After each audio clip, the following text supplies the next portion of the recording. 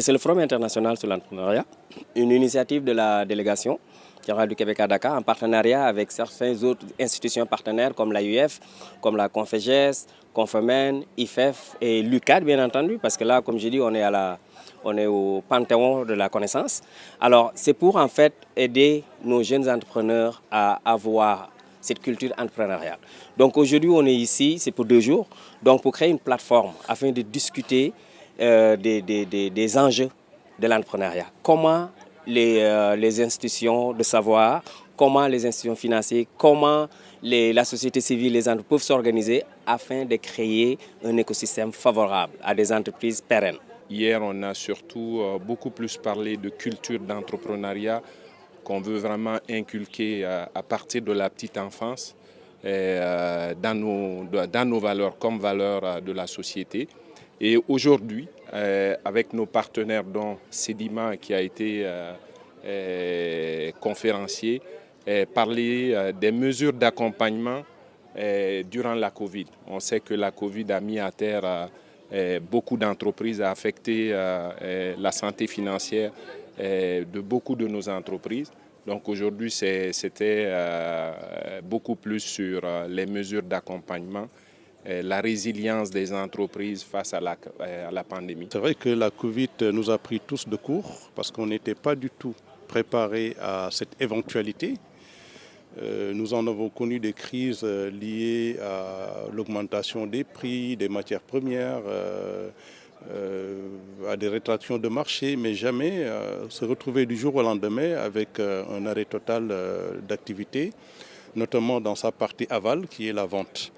Donc lorsqu'on est pris de court par de tels événements, on est obligé de nous recréer et en l'espèce, la Sedima s'est résolu déjà de se considérer comme entreprise citoyenne en essayant malgré tout de sauvegarder son tissu économique, de sauvegarder les emplois, de sauvegarder l'activité de ses partenaires parce qu'une bonne partie de ces produits proviennent de ces partenaires qui peuvent être des aviculteurs, qui peuvent être des agriculteurs, qui peuvent être des éleveurs.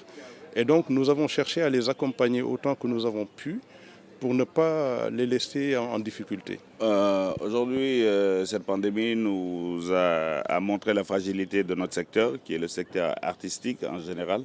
Mais après avoir pris les coups, on a compris qu'il fallait essayer de se réinventer. Qui dans l'entreprise, qui dans la création de contenu, qui dans la monétisation de nos produits, parce que c'est la seule voie de survie. Parce qu'on s'est bien rendu compte que la manière dont on vendait la musique, en tout cas pour le cadre de la musique, est différente. La manière dont elle est consommée est différente. Donc c'est à nous de nous réinventer. Et c'est facile à dire, c'est pas facile à faire. Beaucoup d'entreprises culturelles ont mis la clé sur le paillasson, mais on a le devoir de rester debout.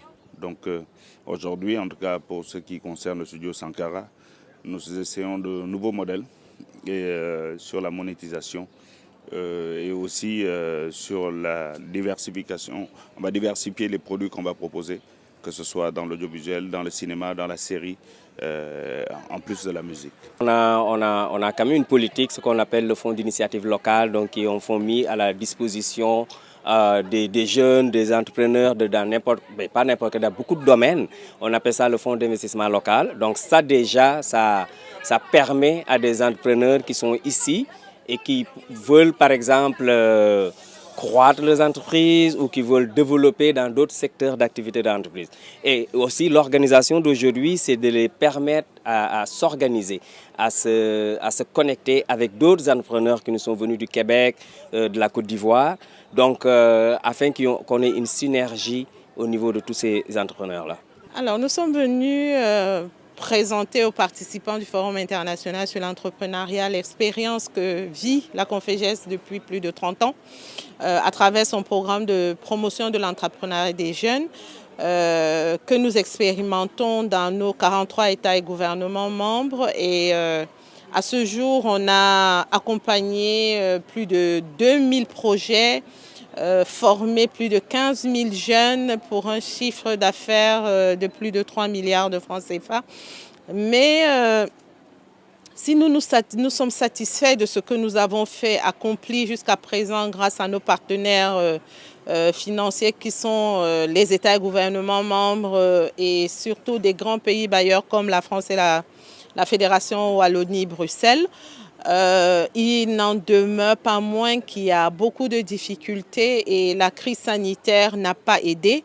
Il est aujourd'hui temps qu'on passe un cap au-dessus, qu'on puisse choisir d'autres méthodes, enfin améliorer notre méthodologie d'accompagnement, renforcer les outils de suivi de ces jeunes pour qu'ils passent du cap de la micro-entreprise vers la macro-entreprise. Aujourd'hui, il est incontournable que l'entrepreneuriat est une solution à l'emploi des jeunes.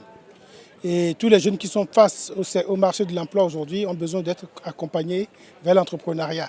Mais il ne faut pas attendre qu'ils finissent leur formation et qu'ils soient face à l'emploi. Il faut commencer très tôt. Et donc le système éducatif a un rôle très important à jouer. Et pour cela, il faut réformer un peu les systèmes éducatifs pour permettre de sortir d'une tendance à transmettre des connaissances pour développer désormais des compétences et un esprit de l'entrepreneuriat. Il faut être résilient, il faut avoir de la résilience pendant les périodes difficiles. Il faut aussi oser justement se remettre en question et oser tenter de nouvelles choses. Je pense que c'est ce que je retiens de la journée ou de la présentation qui a été faite à date. Et dans ce sens-là, je pense que ces entreprises, au-delà de se remettre en question, ont aussi besoin du soutien et de l'accompagnement de l'État sénégalais. Les 2 jours vont être résumés déjà dans un cahier de synthèse et de recommandations parce qu'il y avait quand même il y a eu des panels de haute facture. Donc tout ça va être ramassé dans un cahier. Il y a des étudiants qui sont en train d'écrire en direct comme ça. Et les perspectives, l'avenir, ce qu'on veut de ça, c'est de sortir de ce panel, de sortir de cet événement avec des solutions concrètes. Donc on a fait intervenir des jeunes Sénégalais qui sont basés ici et qui ont fait des créations. On a vu Arwatec, on a vu aussi d'autres jeunes qui font du fromage local. Donc on veut que ces jeunes puissent se lever au niveau international, puissent par exemple commercialiser leurs produits. Donc on est prêt à les accompagner dans ça, pour qu'ils puissent rentrer dans les standards au niveau international. Donc c'est ça aussi le but et la finalité de cet événement-là.